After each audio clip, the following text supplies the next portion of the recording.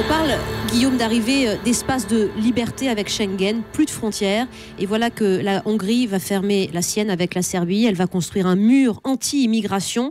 Ce nouveau mur de la honte fera-t-il réagir l'Europe, enfin ? Ce qui est certain, c'est qu'il faut regarder la réalité en face.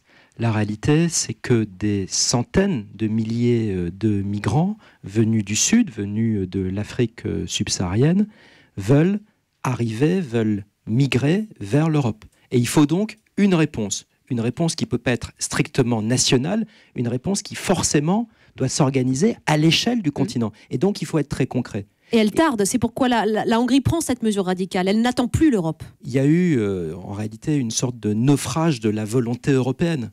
Et il faut tout changer.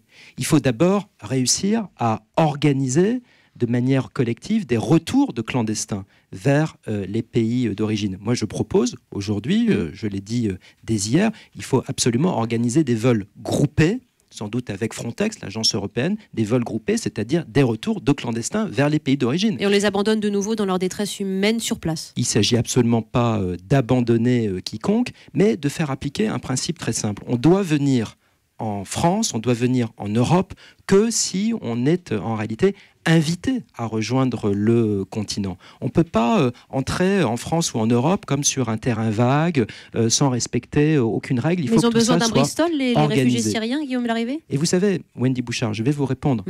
Il faut pas culpabiliser les Français ou les Européens. On a une aide publique au développement très importante qui est versée à ces pays d'origine de l'immigration. Et il faut qu'on arrive à négocier à l'échelle européenne, avec les pays d'origine, de véritables accords donnant pour organiser tout cela. Il y a par ailleurs, et vous l'évoquez, la question des réfugiés politiques, c'est une autre question, c'est la question de la demande d'asile, qui là aussi doit faire l'objet de vrais changements. Moi, je trouve absolument impossible de continuer comme aujourd'hui avec des flux qui ne sont pas contrôlés, et je propose concrètement qu'on examine les demandes d'asile dans des centres fermés avec des délais très courts. Il faut qu'au bout d'un mois et demi, le demandeur d'asile ait une réponse. Soit il devient réfugié politique, soit il est débouté, et donc, alors, il doit être reconduit dans son pays d'origine.